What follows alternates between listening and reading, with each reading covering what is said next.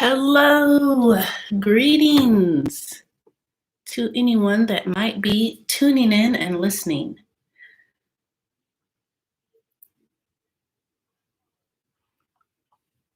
A few sips of coffee.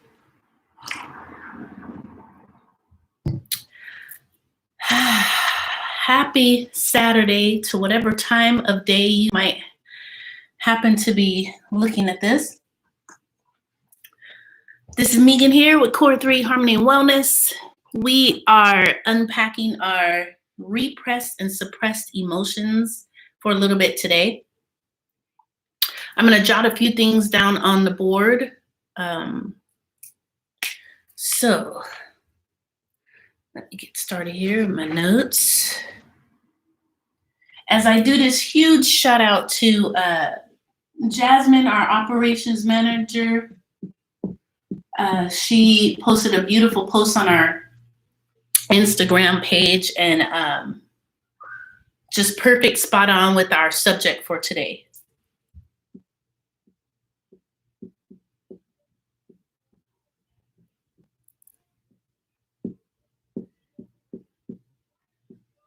Okay, so hopefully I can be seen pretty good there.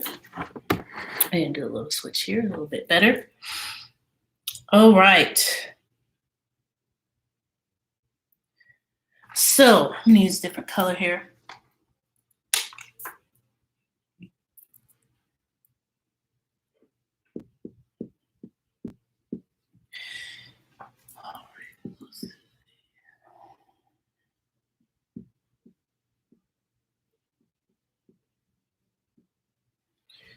And choose repress.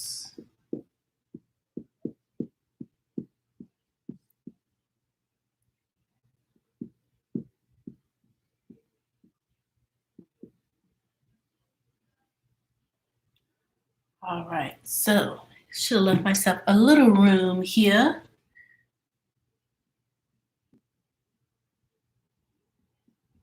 But we can make it squeeze in.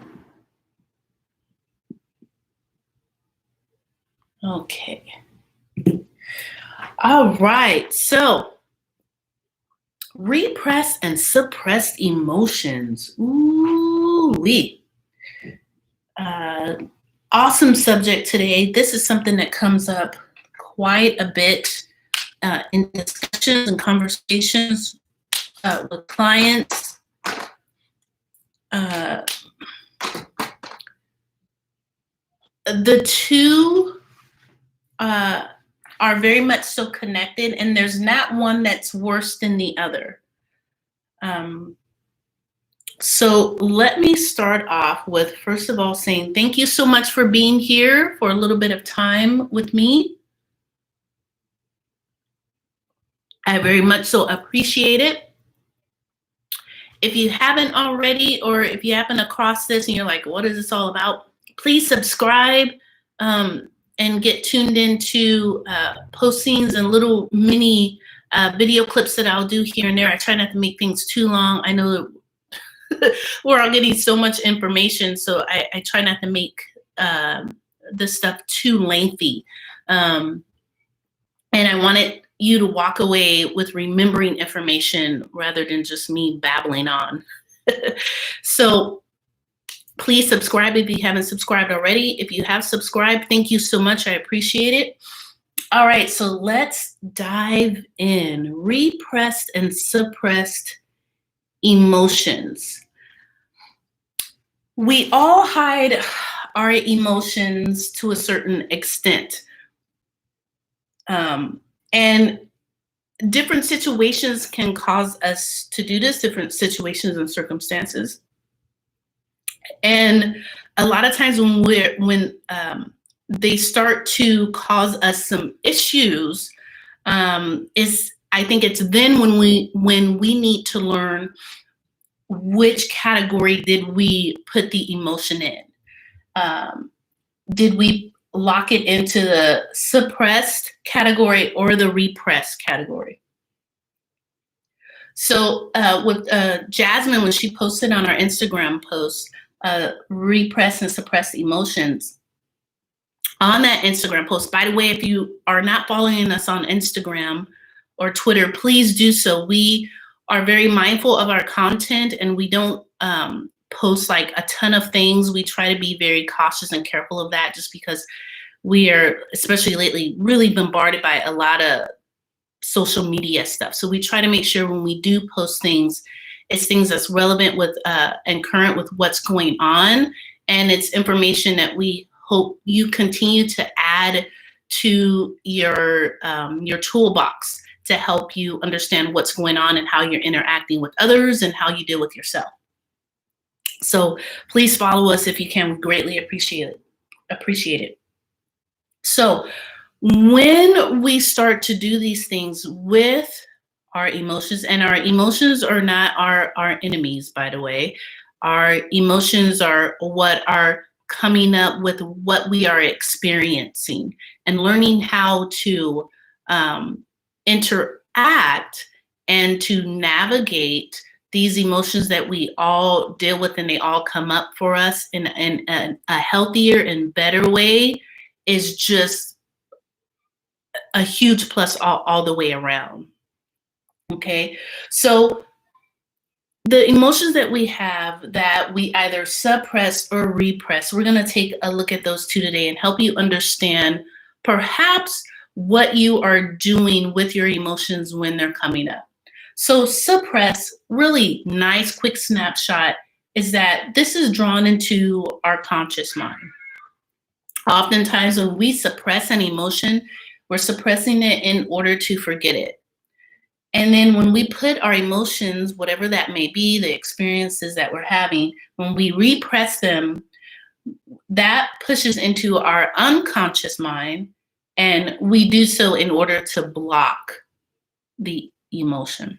So I'll give you examples of the two, and then you'll help see, oh, I do that when, in a situation like that, that's when I repress or that's when I suppress. So hopefully you have some examples to help you grasp the two, because these are terms we don't use every day. It's not like we walk around and say, I'm repressing my emotions right now. We don't say that. We don't speak like that. So I hope to give you examples so you can see what you're doing when things come up for you.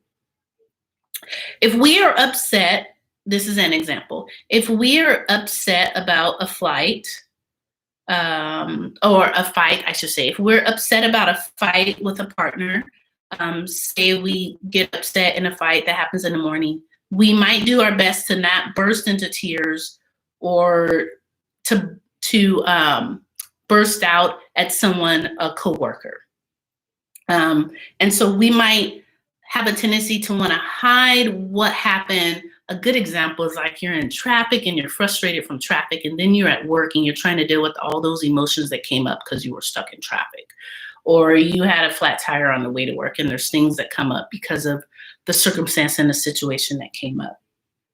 So we might try to push down the emotions when that comes up so that it's not affecting or interacting us once we get to our destination, say, for example, work or something. So to help you understand, when we're having a feeling that we don't want to feel, we consciously try to avoid it. And then that's when we suppress it. When we're having an emotion that we are trying to avoid, that's when it goes into the category of us suppressing the emotion, conscious mind, and we want to work on forgetting it. Repression, however, is a whole different level. It's a whole different category. If you were to kind of say what would be the severity of these categories, it would be the repression. Repression takes on our emotions on a whole different level. And as you see, as I have here, this is placed into our unconscious realm. And the purpose of that is to block the emotion and the feelings that are coming up. Okay? So we take an uncomfortable emotion that we are not comfortable with. And a lot of times, and it doesn't have to be this, because sometimes when I had a call from someone seeking services and they were just like, I don't want to go into my childhood. I don't want to do all that. And I was like, oh, okay. But many times these repressed emotions, they are highly connected to experiences we had in our childhood. And they're hidden in our unconscious to the point that we may no longer be aware that we actually have those emotions. And so we may sometimes get hints of these emotions, and that's when you hear the word a lot with things that may trigger you or remind you of something, and it's really leaning on and pressing on these repressed emotions you have that you've placed in your unconscious mind purposefully to block them. Okay, so we ebb and flow between suppressed and repressed emotions. A person with many repressed emotions from maybe a difficult childhood may be more prone to suppress their emotions now in the present. So for an example, a man who has hidden all of his feelings about, perhaps an example would be maybe his mother abandoning him as a child, would most likely be the one that would avoid anger that may be coming up over a breakup in a relationship or with a partner or with his girlfriend or boyfriend, whoever it might be. He might be avoiding the anger that's coming up from that breakup. Now, these are just examples to help you unpack and uncover the two categories. And again, I want to stress that it's important to note that suppressed emotions are not any better than repressed emotions. They just have a different level to them. And so understanding the level and perhaps the severity of where it can lead to things, which we're going to be getting there, which it can lead to, how we are responding and reacting to things and symptoms that surface up in our bodies and things that we're going through with the anxiety and like panic attacks and stuff like that. It is going to lead us to those symptoms that will surface because of what's happening with these categories you have here. So repressed emotions, they're connected to repressed memories. A good example is like, we might forget when we were younger, anything that was threatening or unpleasant experiences. We may want to place that in the unconscious mind and block that to forget how those experiences felt. And this really swims along in, we mentioned in the anger video, that defense mechanism that's in place, that is not a negative thing, that is there to assist us in our survival mechanism and our survival mode. That defense mechanism kicks into place here. We're going to defend and block anything that's going to bring up that emotion. A good example would be, say you were in a relationship, something occurred with that partner, and that partner really did some things, said some things that really hurt you. You are most likely going to put up that defense mechanism, repressing and blocking that from occurring again, from getting hurt again. You are going to put up that defense mechanism, and most likely you're going to have challenges allowing yourself to be vulnerable again because of the experiences that you had in that relationship with that breakup.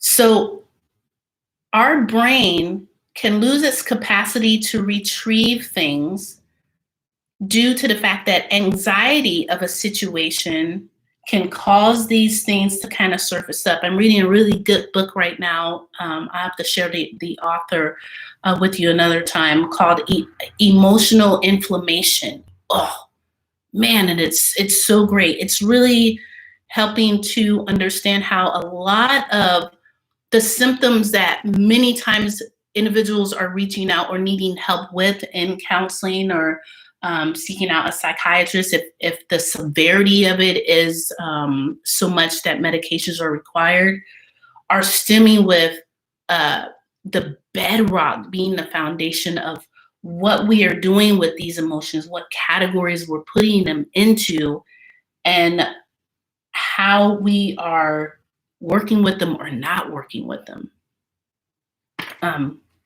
So I'm going to move on to, you'll hear me, it is going to feel like I'm talking a lot about repressed emotions, because that's something that I put in red. I didn't think about it, because that has a tendency to be one of the more severe categories than the suppressed.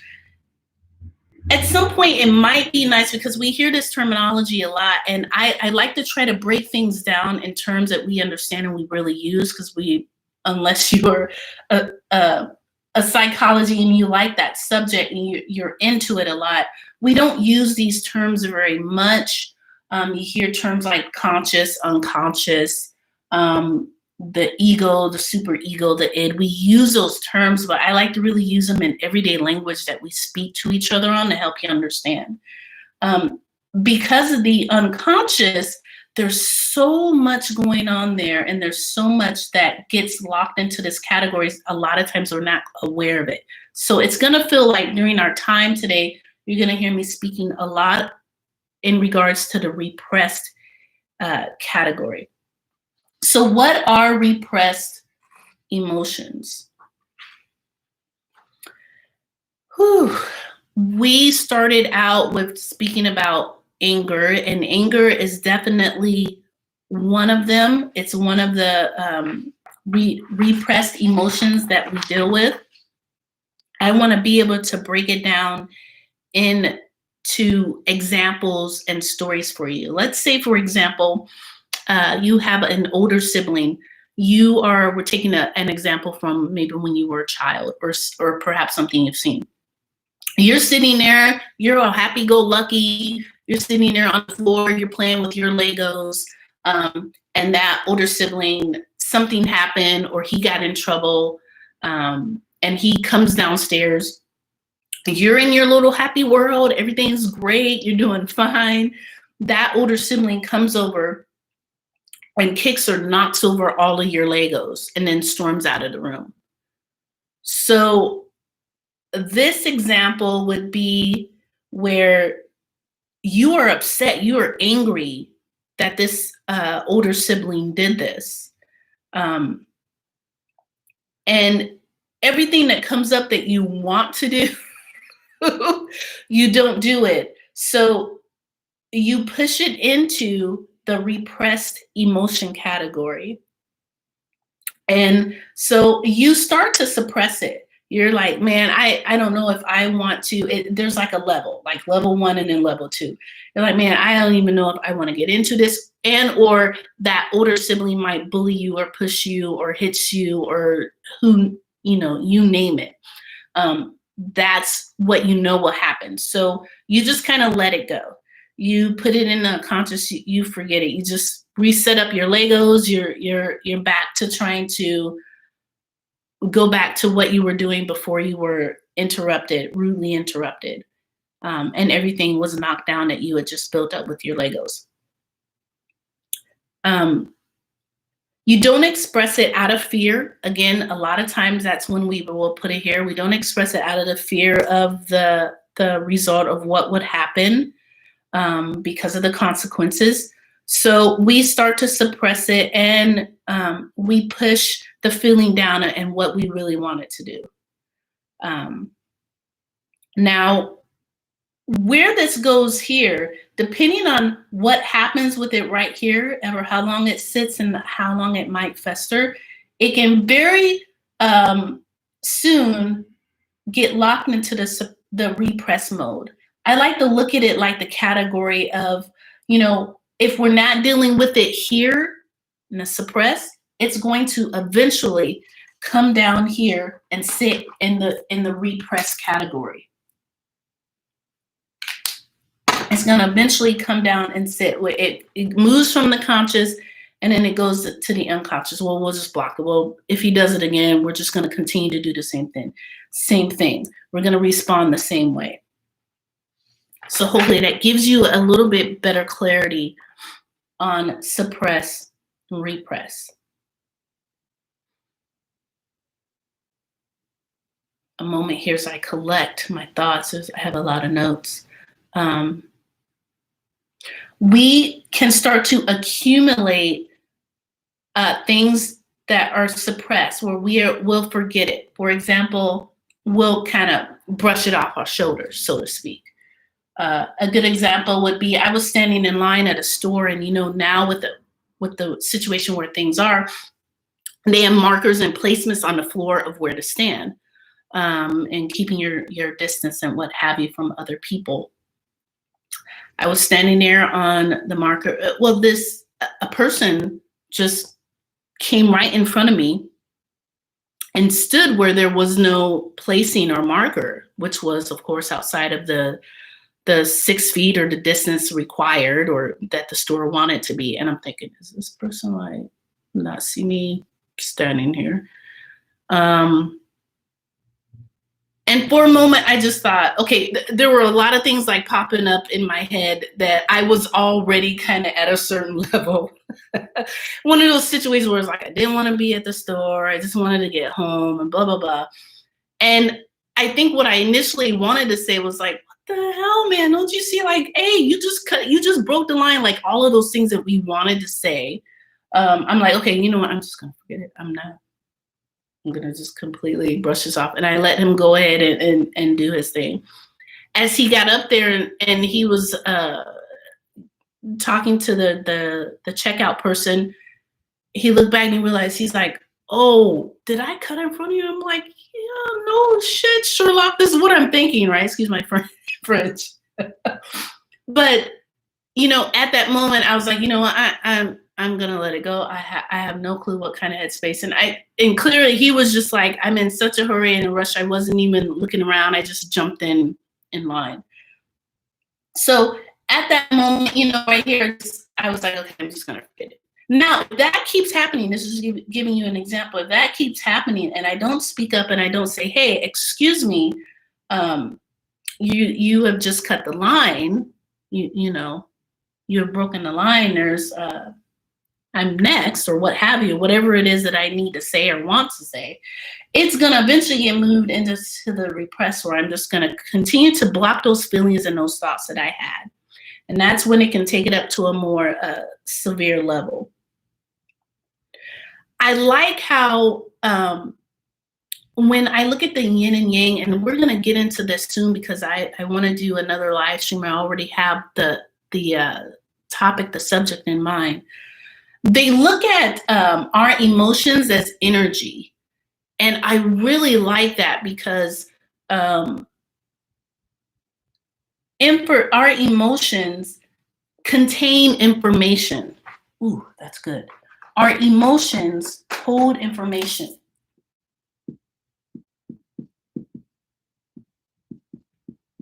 And, for example, if someone's giving you some information, how either you're hearing it or you're not, or you're understanding it or you're not.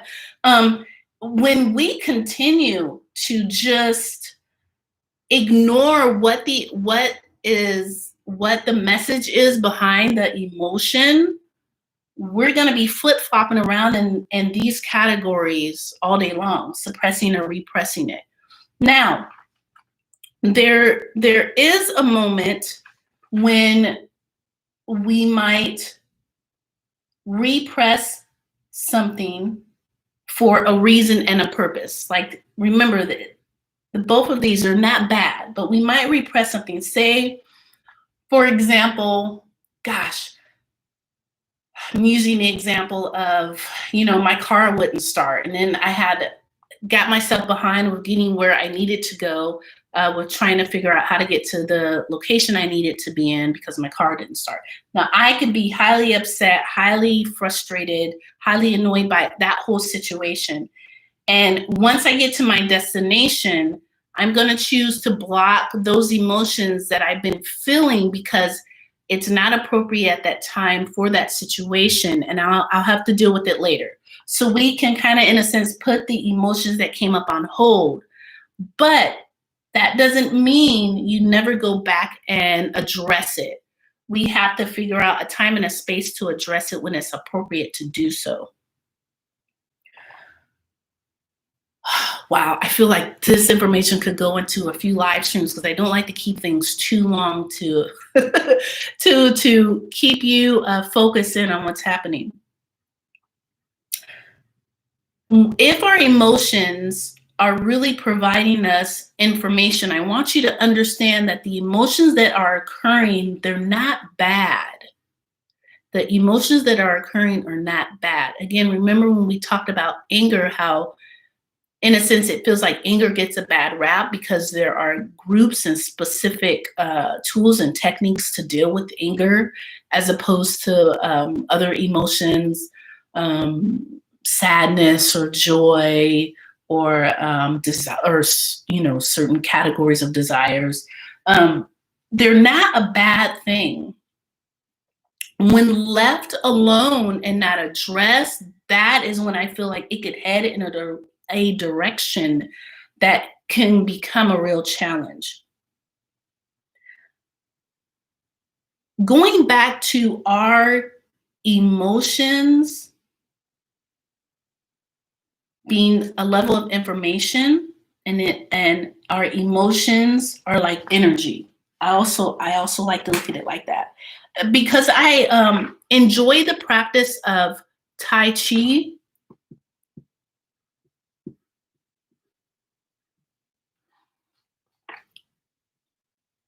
I like looking at the emotions connected with our energy because that helps us to foresee where there are blockages. Oh, this is good. Everything I felt like I wanted to go over today, I might not get to, and we might have to do a part 2 of this. We are the sum of 3 things. We, our bodies, everything we experience is a collection of energy, vibration, and frequency.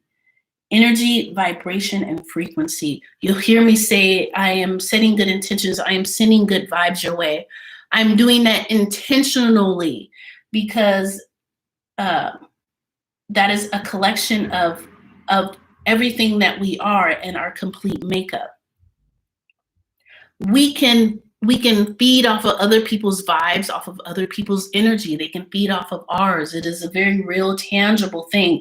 It can be hard to sometimes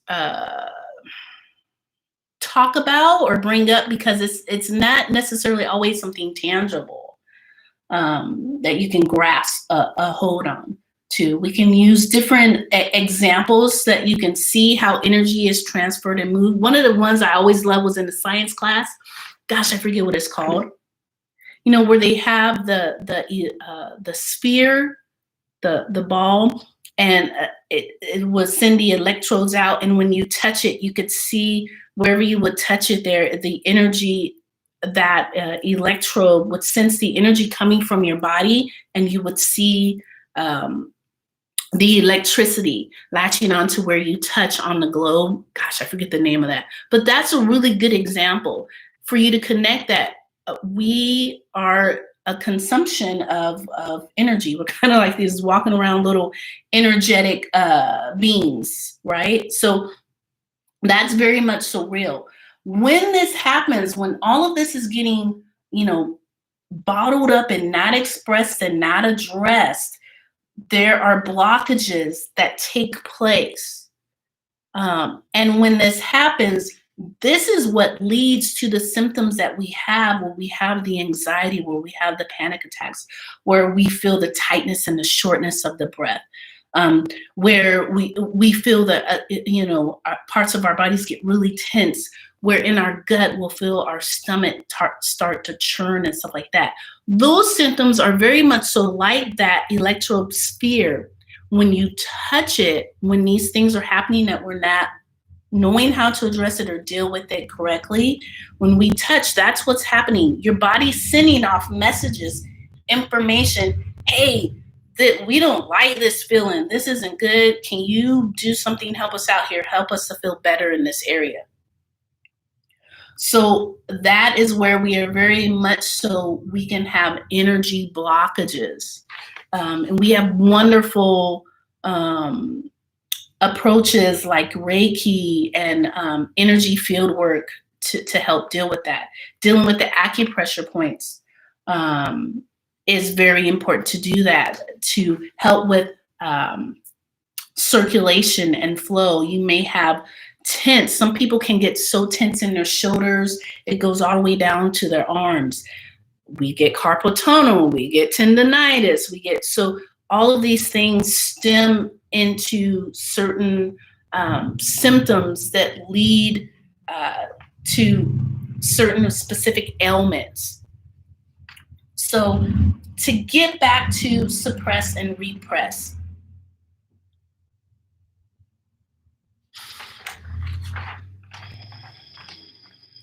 to repress our emotions, it takes a great deal of energy. When we start to not stay connected with the information that our emotions are giving us, we'll start to pursue distractions and other stimulants that are unhealthy. That could be food, that could be, social media, that could be substances. We'll start to go to things that are distracting us. But now remember, those things lead to temporary relief. It leads to temporary relief. We go into the blocked energy, we go into the fatigue, we get stuck on our caffeine, we start to pull out energy supplements. We start to resort to these things because we are not attending to the actual heartbed of where the emotion is stemming from. When our repressed emotions are left unchecked and unexamined, that's when they can start to challenge and destroy our relationships. That can make us feel miserable. That can lead to physical distress, symptoms, and disease. And we're learning so much more now, especially within the last decade, which is why I like the approach of my practice, is really connecting the mind, body, and spirit. Getting those three entities sorted out, in check and in balance again, you will start to alleviate many of the severity of those symptoms and those ailments. We really want to get down to the cure. I really feel that that's the heartbed. Now, it's not to say now that there are individuals who are dealing with some very real medical issues, which do require a more medical model approach. There's nothing wrong with that. But it's very important to also make sure we're addressing the other areas that those real medical issues are affecting. They're going to affect our moods. They're going to affect our energy. They're going to affect our mind, our cognition, our thought processes. They're going to affect our spiritual selves, our purpose and our being. And if I'm in so much pain and I'm hurting and I'm not feeling good, or I constantly get trampled on by people, what is the point of my being? Why am I here? Why am I going through this? We start to go into that aspect, the purpose of ourselves, of our being here. So all of those, as that holistic view, all of those are connected to each other. So I want to leave you with this, because we're running into more time than I wanted to spend, is how do you view your negative emotions? And I wanted to go through those. The most common repressed emotions, some we've addressed, is anger. If we let the anger become sedentary and sit too long, it can very easily be pushed into rage. Um, Another emotion is grief and sadness.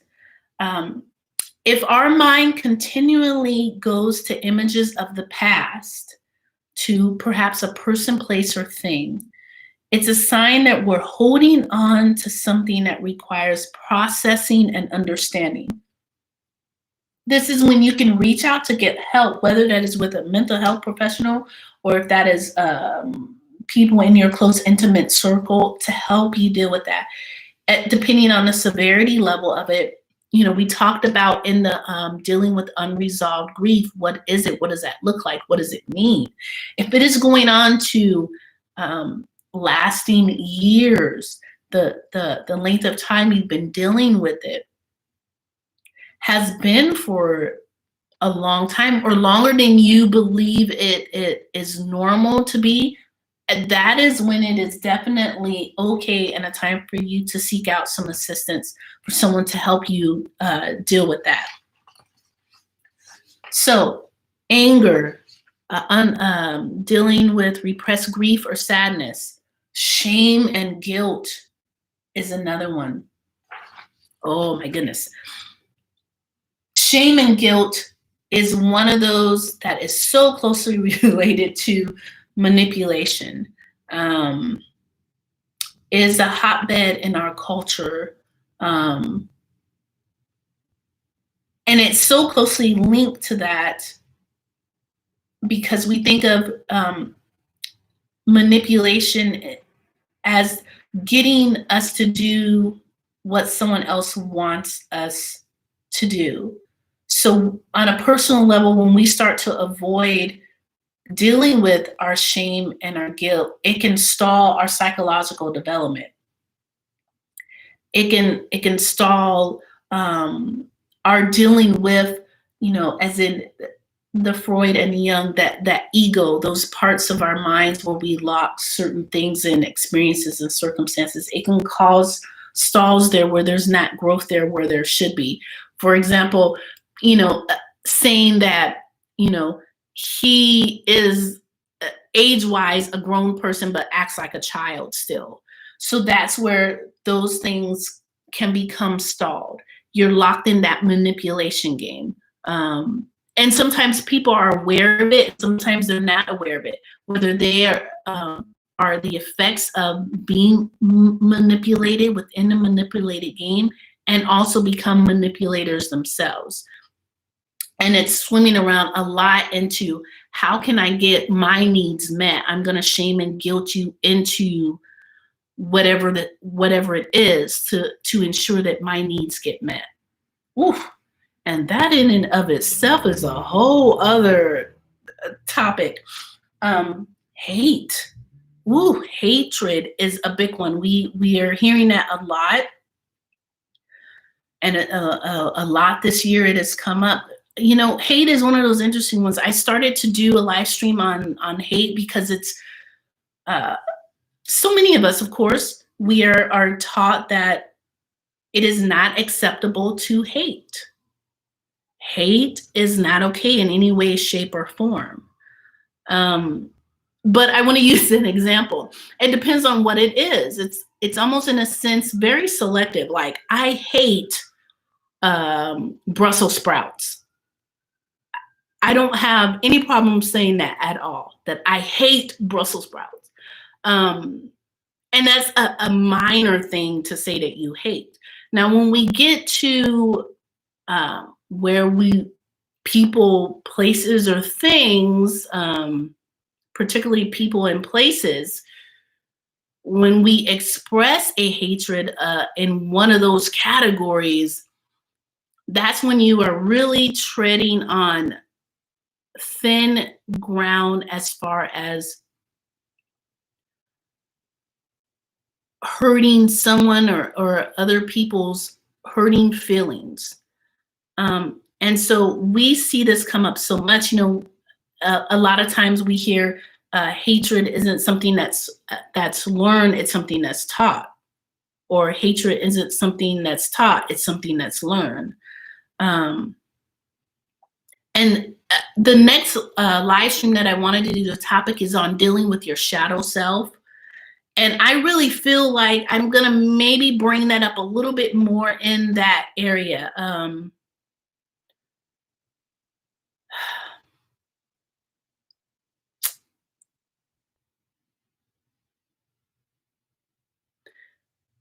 Yeah, I want to maybe save a little bit more information for that shadow self topic, because I feel like that's really going to come out more so there than where it's needed here. But think about this with now we're talking about emotions that pop up, and they can pop up for either one of these. But we're looking specifically at repressing emotions. Whatever you repress grows stronger in you and gets projected out onto others. Whatever you repress grows stronger in you and gets projected out onto others. Okay, so we can also repress fear. Now, when you look at fear that's not in the category of being suppressed, we can tap into our fight or flight mode. But when fear, and that could stem in here, that could stay up here in our suppress. Something scared me really, really fast, and it's like, okay, well, I'm okay now. Everyone's safe. There's nothing that's going to harm me. I'm going to forget it. When the fear pushes into the repressed category, that is when it immobilizes us. We are from flight, fright to frozen. Oh, that's a good way to put it. From flight, fright to frozen, when fear pushes into the repressed category. It limits our perceived options. It can also constrict our bodies. This right here, when you're looking at severities of trauma, this is where I feel like a lot, especially in the mental health field, we're helping a client really address all of that's in there. A lot of that work is done in that repressed category with the frozen aspect of what has us completely stuck. Ooh, so here's another good one. Dealing with desires. Now, different kinds of desires to obtain wealth, desires to obtain power, status, sexual desires pop in this area, the desire to control, to dominate. So when we're up here in the suppressed, again, the severity isn't as much. It's conscious. We're very aware of it most of the time, of course. And we're trying. We're gonna forget. Okay, we're gonna forget. I'm trying to obtain or achieve this thing. Okay, I'm gonna forget. Now, when it jumps down here in the repressed category, now those desires I mentioned are what's called like our base desires. Kind of like we have basic needs for our survival. These, the power, the wealth, the to obtain status, control, the sexual desires. This stuff is so good, because this is a lot of times we're not maybe taught how to interact with those appropriately. Those can send us in a weird spiral of all kinds of challenging things happening in our life. When we deny the existence of those desires, it makes us repressed. We put them in the repressed category, and this is where envy can occur, and jealousy. can occur because of those repressed desires. And we want to be very cautious of that. And so then we get to finally envy, what we just said, what can push us into envy. Gosh, in our society, in our culture, to achieve is huge. It's obtaining the American dream, or whatever dream that might be for yourself, to achieve, to do better, to become those things I mentioned, those base desires, the power, money, sex, the ability, sexual desires, the control, to ability, game on. I got my stuff together, to be popping, to be, the man, the woman on top.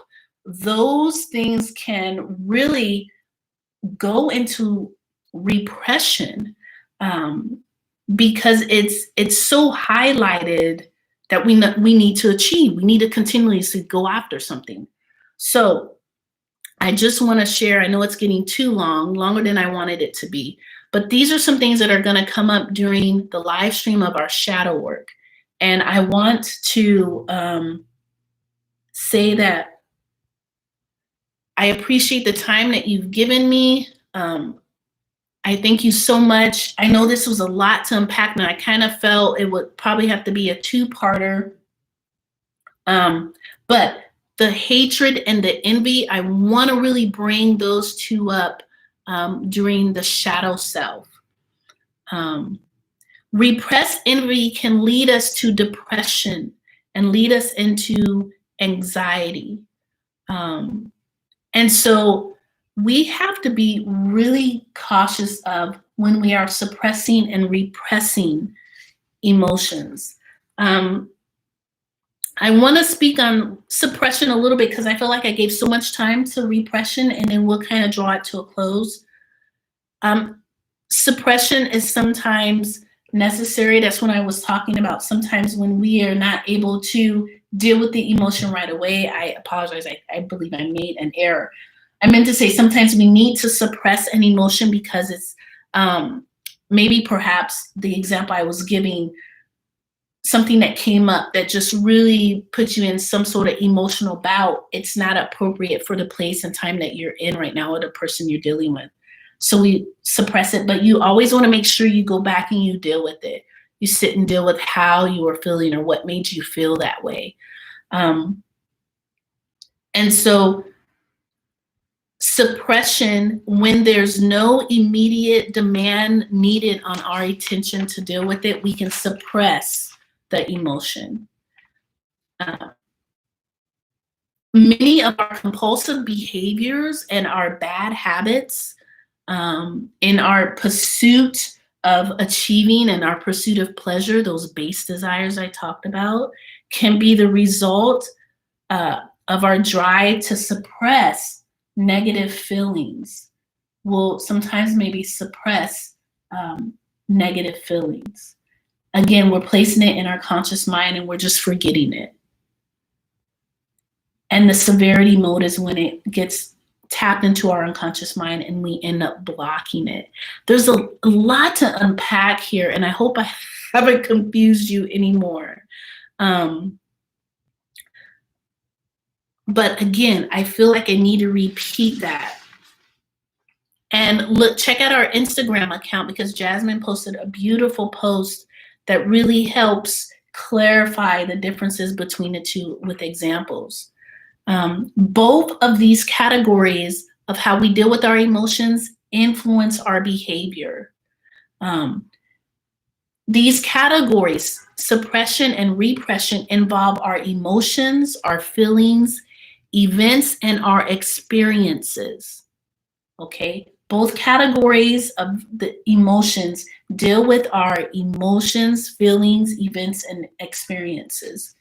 Emotions can be looked at like energy. Emotions are a source of information. Remember, the emotions are not bad. There's nothing wrong with anger. There's nothing wrong with those base desires. It's giving off information. What information is being given and what are we doing with it? Or do we know how to take the information that is being given, that's coming from it, and how to work with it. And because our emotions are energy, we can have blockages, energy blockages.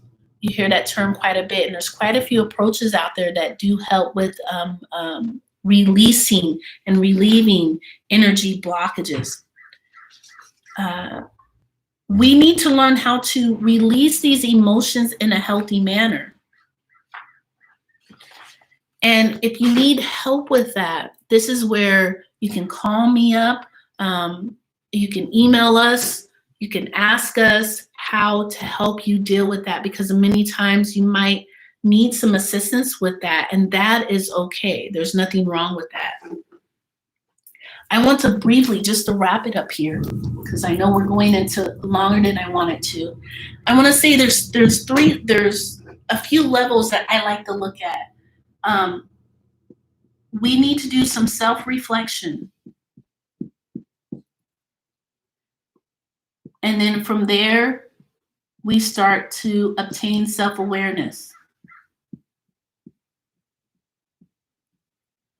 From the self-awareness, we're going to talk about this at the next live stream, which will be on Halloween, on October 31st. We need to do some let me call it personal shadow work. Hold on, I dropped, oh, excuse me. Oh my goodness, couldn't reach it. I dropped my eraser. From there, we need to do some personal shadow work, and we'll talk about that next time. Personal shadow, hopefully you can still see this. Yes, shadow work. Might be a little glare there. Okay, and then from there, I really feel like you head towards self-growth. And it might be a little bit too low. You head towards self-growth at that point.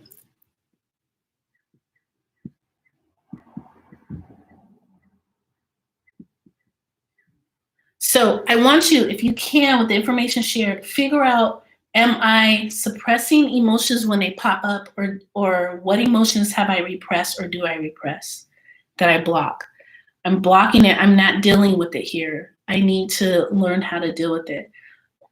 When I suppress it, this is more the mild, and this is just, this is the more severe.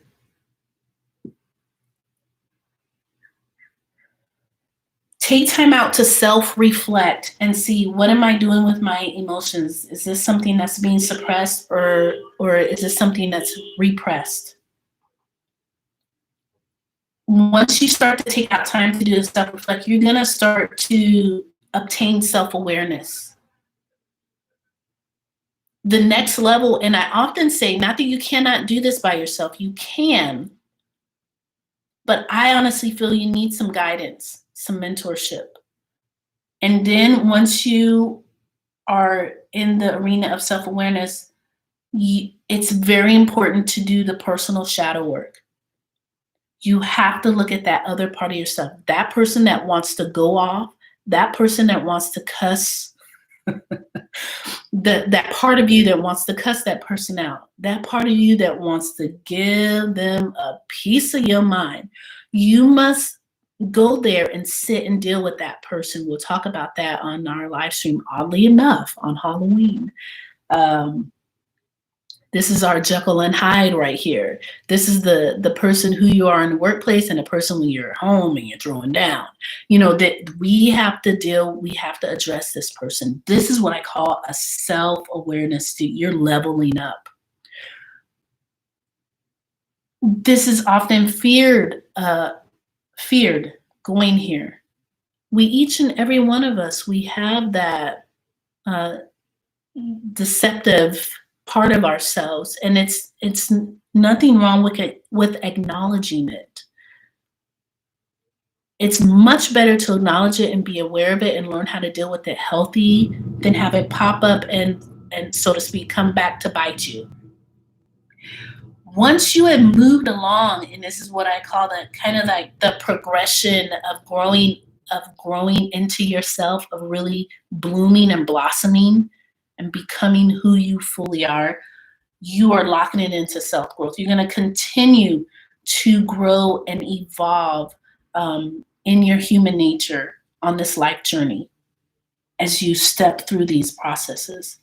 It's quite exciting. It's huge. It can definitely be scary. It is a challenge, but once you do the work, oh man, baby, it is just absolutely amazing how things change for yourself personally and how things changes as you interact with others. Game changer, big time. Why more people do not have therapists, are not doing this work, I have no idea why they're not. And it's not, I want to say therapy isn't something that should be done only when problems pop up. Therapy is something that should be done, and to a certain extent, be an ongoing thing, just like, getting your regular health checkups, to constantly check in with yourself and see how you're doing and how things are going for you so that you can show up and be your best self and be the best person you can be in and for your family and around other people. Game changer. Game changer for sure. So I want to thank you for this time together. Feel free to reach out to us. Subscribe if you're not already subscribed. Tune in October 31st on Halloween, and we will talk about dealing with your personal shadow work, how to get that started. When things are popping up and you're not understanding what's happening, at what level you definitely need to seek out some help, and some things that you can do to help show up and be a better you and be better around the people that are around you. So I appreciate you. Thank you so much for whenever you might be watching this. Please give us some feedback. Please give us some comments. Let us know. We want to always adjust things so that you are hearing what's being said. If there's any subjects or something you want us to talk about, let us know. We would love to do that as well. We appreciate you. Stay well, eat well, sleep well, and be well. And please know that I'm sending nothing but good vibes your way. I thank you so much for the time. I greatly appreciate you. And know that I'm here. I'm learning too. I am not perfect by any means. I'm navigating myself the best that I can on this journey as well. So we learn together. We encourage and support each other together. So thank you so much for this time. And please tune in when we deal with the personal shadow self on October 31st. All right, take care of yourself. Stay safe.